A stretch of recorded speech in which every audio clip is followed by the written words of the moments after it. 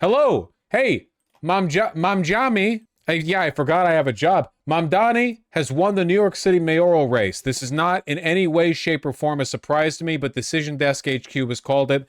Right now, only 36% of the vote is in. We're talking about pre-weekend early votes, not same-day votes, and not mail-in votes after the fact. You know, we're talking about like a range of early votes. But he won. I did not doubt that this would happen at all. My hope is that he wins by a large margin. My hope, my genuine, sincere hope, my little crystal heart wish, you know, is that he gets 53%, total 53% of the vote. However, it splits out between Cuomo and Sliwa. I don't give a I just want him to get 53%. It's important that he not only win, but win by a lot, because you need a big social mandate to get away. I was talking about this earlier with Bill de Blasio, who was on a NBC panel, I believe, or was it CNN? You know, and he was being sort of lambasted by the Republican co-host there, but Bill de Blasio is a good guy, but he didn't have the social momentum that would be necessary to carry you through a politically difficult upheaval. You know, you need support.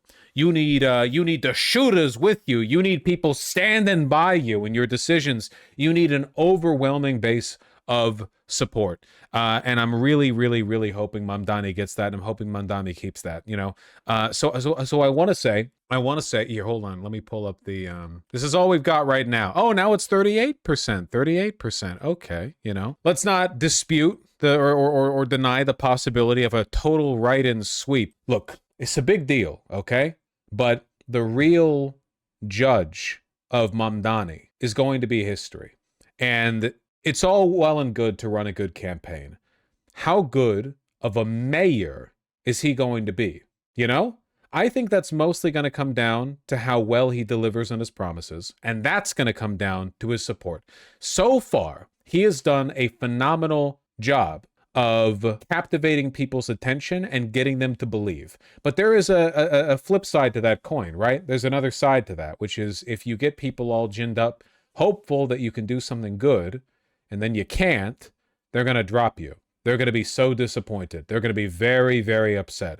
Look at how people reacted after Bernie Sanders lost the primary in 2016, 2020. Imagine if Bernie Sanders had won the presidency and then wasn't able to do anything. People would lose it. It would break the movement apart. The best way to help Mamdani do what Mamdani needs to do to improve New York City, this country, and hopefully the Democratic Party, to stand by him, you know?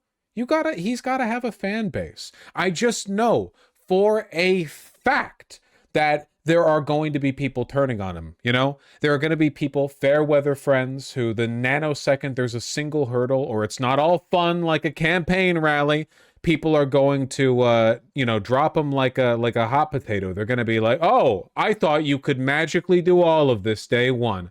I reject this. Obviously, if he compromises on his principles, he can be criticized, but he's gonna have to fight an uphill battle to get a lot of this done. You know, he's gonna have to fight an uphill battle. To a broader point, the Democrats have been doing very, very, very well so far this fine election night. So, you know, I'm hoping that this carries them all forward. That's what I'm hoping for. I'm hoping that this energy is translatable. Mamdani does well. The Democrats do well. Maybe if everyone realizes this, we can actually get something done on a national level. You know, that would be nice. Just stay involved. It's not always going to be as fun as a rally. It's not always going to be, wow, Rizlord Mamdani's walking around Manhattan. Wow, 3 advertisements in a day. Wow, look at him. He's going to make mistakes. He's going to flub answers. He's going to be tired. He's going to have to make compromises. He's going to have to, as a matter of practical necessity, work with people who are not that great, not that competent, not that morally good, but the alternative would be ineffectiveness. And I think he's going to try his best, and I want us to try our best as well. That is the business of politics. It's not just about the elections. You don't get into politics for elections. It's a lifelong process of participating in civil society, you know? That's it. I wonder how many write-in votes Eric Adams is going to get. They don't need to be write-in. He withdrew too late, so his name was still on the ballot. So that's funny. Anyway, yeah. Good job to Mamdani. it's going to go crazy over there. In fact, pretty soon we'll probably be looking at his victory party. So, because I believe those are the right ideas. And I hope the governor will work with them, deliver the money New York City needs, because parents are desperate to have their 2-year-olds and 3-year-olds someplace they can afford. President Trump went on 60 Minutes. He called him a communist, which he's not. He's a socialist. He said yesterday, vote for Andrew Cuomo. Do you think there's a President Trump effect in this race? Look, he said today that any Jew like me, I'm the highest why does ranking Cash Jewish elected Atlantic official always in New have to sell out so quickly? Get a pre-order. They do restocks. But yeah, they're good. York City government. He said any Jew that supports Zohran Mamdani is stupid. He doesn't get to decide how Jews make up their mind in this race. And yes, New Yorkers don't want Donald Trump telling us who to vote for. We don't want Stephen Miller telling us who to vote for. We don't want Elon Musk telling us who to vote for. We don't want the president sending troops here. We don't want him taking our money. And I think this will be a moment when New Yorkers stand up together. You brought up your faith. I do want to ask you, Mamdani has been criticized and called out in his campaign for not condemning the phrase globalize intifada and for dodging questions about Hamas disarmament in a debate. As a Jewish American, does that give you pause? Do you know who you're getting into business with? Let's be clear. He's condemned Hamas and the attacks of October 7th. He never said globalize the intifada. And then after listening to Jews talk about what it means to us, he started discouraging people from saying it. He has had some hiccups, and it has been unclear, to be fair. But look, on a primary night, he said, I'm going to go out and meet Jewish New Yorkers. He came to Rosh Hashanah and Yom Kippur services with me. He's talked to dozens and dozens of groups. He's going to work hard every day to keep Jewish New Yorkers and all New Yorkers safe. He wants the corporate tax to be on par with New Jersey. That's exactly the reason why they're fighting in New Jersey right now in that governor's race. Is that a good idea? Again, you're the comptroller. Well, it's really about what you're getting. It's so f***ed up that in this country, people, like most voters, don't understand. They can't even comprehend the idea that the tax dollars are used for good things. No one even talks about it. Like, no one considers it. Nobody factors it into their analysis. You know what I mean? Nobody ever brings it up. Like, oh, taxes are raising. Have you considered the fact that, like, we need the money and that wealthy people have more money than ever before? We've never had we've never had this much income inequality, this much wealth inequality. Maybe we should take their money. And one lesson that must be learned is that if you have a message that speaks to working people, to ordinary people, that you are prepared to take on the oligarchs in New York City. They have spent millions and millions of dollars trying to defeat them.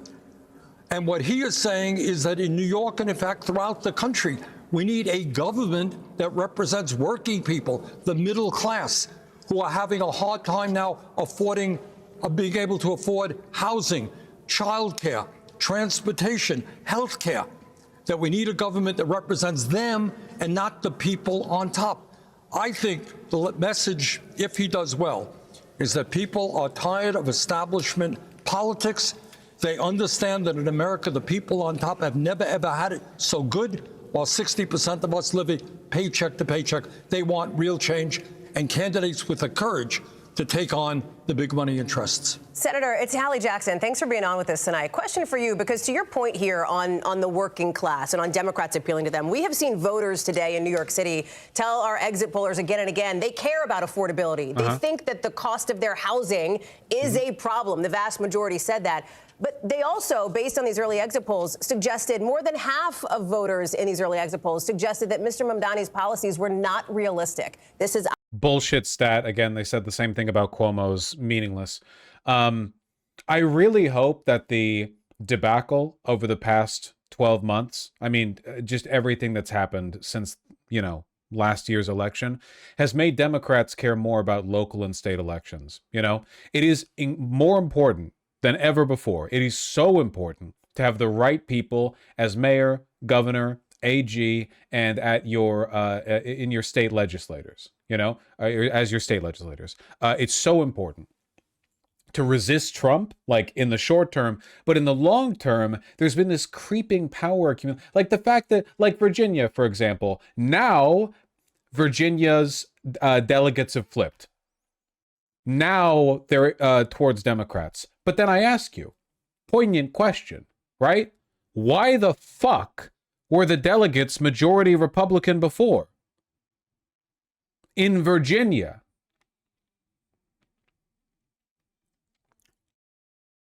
obviously been an attack line from Andrew Cuomo in this race. How does Zoran Mamdani combat that perception that he is okay, but how is anything paid for during a shutdown, considering there are still people at work and essential things being run? They're not paid. If you're a federal worker, you're not getting paid right now, with the exception of a small number of ICE agents who are getting mega paid for their loyalty. They're not getting paid.